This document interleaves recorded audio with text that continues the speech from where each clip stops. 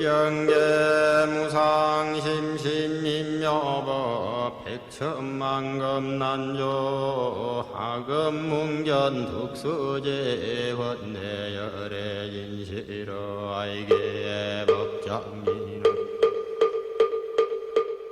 오엄마라나 제1편 부처님의 생애.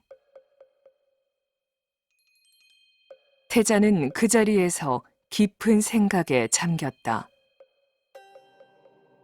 사람은 왜 병에 걸려 고통을 받아야만 할까?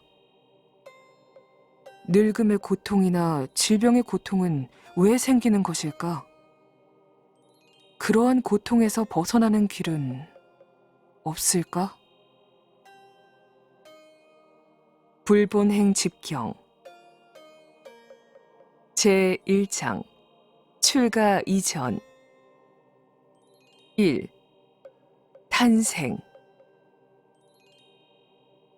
샤꺄무니 부처님은 이 세상에서 80년 생애를 살았지만 그가 끼친 영향은 세월이 갈수록 빛을 더하고 있다. 그는 불교의 창시자이기에 앞서 인간의 무한한 가능성을 몸소 체험하고 그 자각을 선언한 최초의 인간이었으며 생명과 존재의 실상을 깨닫고 지혜와 자비의 길을 열어 보인 구도자였다.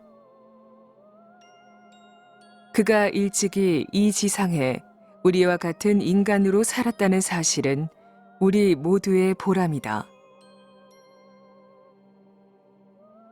히말라야 남쪽 기슭, 지금의 네팔 타라이 지방에 샤꺄족이 살고 있었다. 그들은 까빌라라는 작은 왕국을 이루고 있었는데 까빌라는 쌀을 주식으로 하는 농업국이었다. 슈토다나 왕은 정치를 잘해 백성이 모두 편안했다. 하지만 이웃에 꼬살라와 같은 큰 나라가 있어 침략을 받지 않을까 늘 두려웠고 왕권을 이을 왕자가 없는 게 걱정이었다. 어느 날 마야 왕비는 기이한 꿈을 꾸었다. 6개의 이를 가진 눈부시게 흰 코끼리가 왕비의 오른쪽 옆구리로 들어왔다. 왕비에게는 곧 태기가 있었다. 사람들은 아들을 낳을 꿈이라며 훌륭한 왕자의 탄생을 기대했다. 해산달이 가까워지자 마야 왕비는 그 나라의 풍습에 따라 친정인 꼴리아 성으로 길을 떠났다. 늦은 봄, 화창한 날씨였다. 왕비 일행은 까빌라와 꼴리아의 경계에 이르렀다. 저 멀리 히말라야의 웅장한 봉우리들이 흰 눈을 이고 우뚝우뚝 솟아 있었다. 일행이 도착한 작은 동산에는 이름 모를 꽃들이 다투어 피어났다. 뭇 새들은 왕비 일행을 축복하는 듯 지저귀며 날아다녔다. 왕비가 말했다. 여기가 어디냐? 룸비니 동산이라 하옵니다. 아름답구나. 잠시 쉬어가자. 마침 가까운 곳에 아쇼카 나무꽃이 활짝 피어 진한 향기를 뿜고 있었다. 왕비는 아름다운 꽃가지를 만지려고 오른손을 뻗쳤다. 그 순간 갑자기 상기를 느꼈다. 일행은 나무 아래 휘장을 쳐 부랴부랴 산실을 마련했다. 왕자는 왕비의 옆구리를 통해서 세상에 나왔다. 마치 어머니의 꿈에 흰 코끼리가 옆구리를 통해 들어온 것처럼 아기는 자기가 들어온 곳으로 다시 나왔다. 그리고 태어나자 7발자국을 걸어가서 소리쳤다. 천상천하, 유아독존. 왕자가 산모의 옆구리를 통해 출산했다는 이야기는 당대 인도인들의 신분 제도에 따른 신화를 반영한 것이다. 웨다 성전에 따르면 사람은 신격인 범천의 신체에서 각각 출생하는데 계급에 따라서 태어나는 위치가 다르다. 성직자인 브라만 계급은 입으로, 왕족인 크샤트리아 계급은 옆구리로, 평민인 바이샤 계급은 허벅지와 무릎을 통해, 그리고 최하층민인 수드라 계급은 발바닥을 통해 태어난다. 까빌라의 왕자가 그 어머니의 옆구리를 통해 태어났다는 이야기는 아기의 신분을 나타내주는 설화인 셈이다. 또한 태어난 아기가 이 세상에서 가장 존귀한 것은 오직 나라고 외친 것은 모든 생명이 저마다 차별 없이 존귀하다는 부처님 가르침의 핵심을 상징적으로 보여주는 것이다. 그 가르침은 인류사의 혁명적 선언이었으며 암울한 정신세계에 새로운 빛을 비추는 일대 사건이었다. 왕자의 탄생은 그런 점에서 새로운 길의 시작이었다. 인류사의 새로운 길이 실제로 길 위에서 이루어졌다.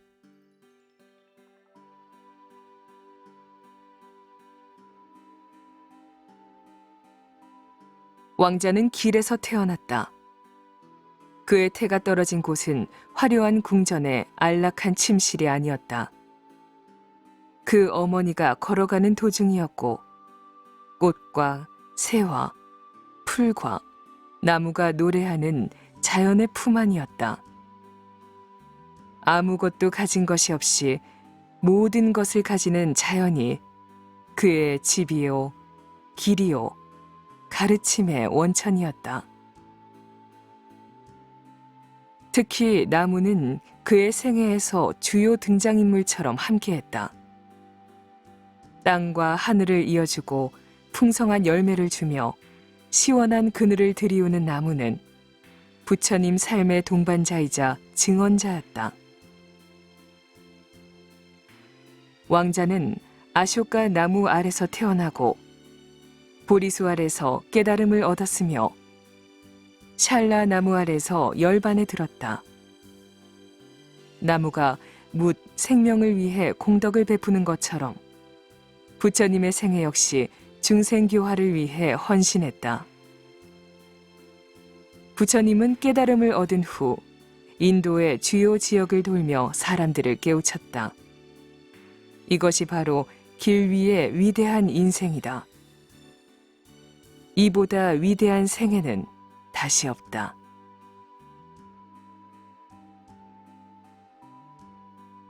모든 일이 다 이루어지라는 뜻에서 왕자의 이름을 시다르타라고 지었다.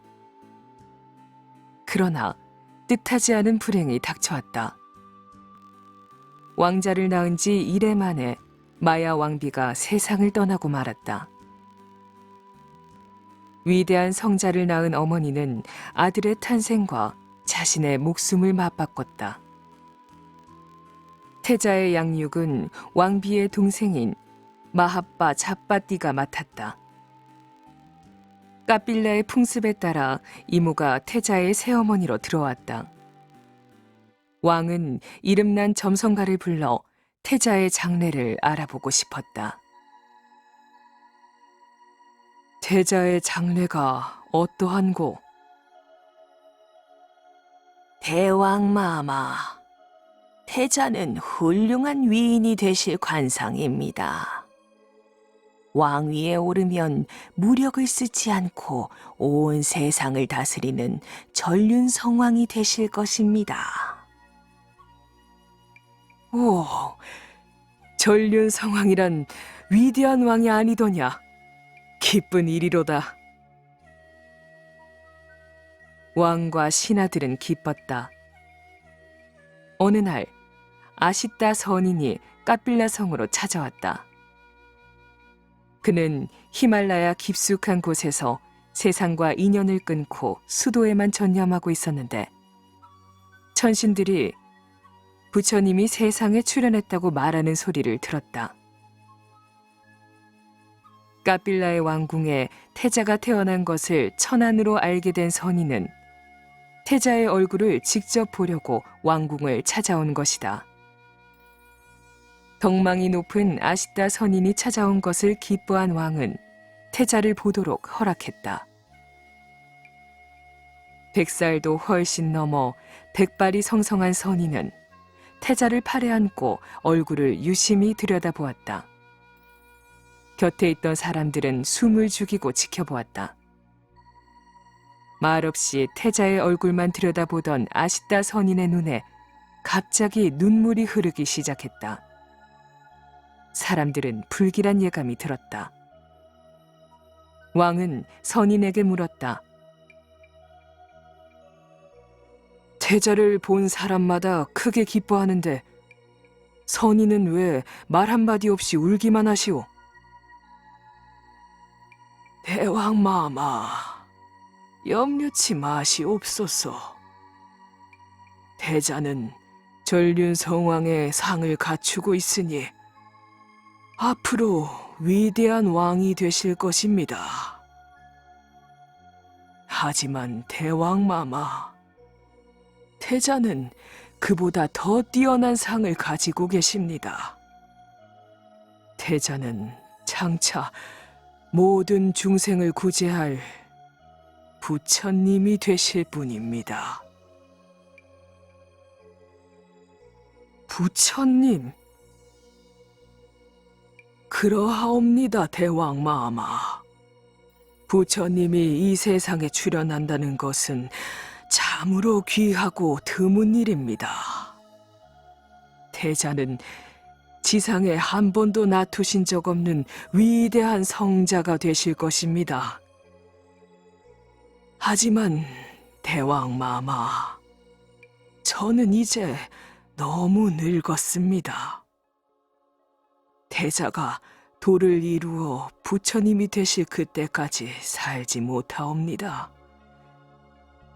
이 한 몸 가는 것은 서럽지 않으나 부처님을 뵙지 못하고 가려니 그것이 슬퍼서 눈물이 나는 것입니다. 그런 뒤에 데리고 온 어린 제자에게 당부했다.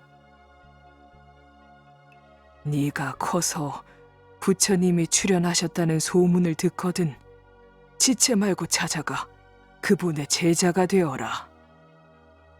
시다르타 태자가 전륜성왕보다 뛰어난 상을 가졌다는 아시타 선인의 말을 듣고 왕과 신하들은 기뻤다. 그러나 왕위를 이어받아 나라를 다스리지 않고 출가하여 부처님이 되리라는 예언이 기쁘지만은 않았다. 이웃나라인 꼬살라의 침략을 두려워하던 까빌라의 샤꺄족들은 전륜성왕이 출현하여 온 세상을 평화롭게 다스려 줄 것을 고대하지 않았던가. 그러므로 태어난 왕자가 나라를 다스릴 왕이 아니라 사람들의 마음을 다스릴 성자가 되리라는 예언이 마냥 좋지만은 않았다. 불본행 집경 수화탄생품 외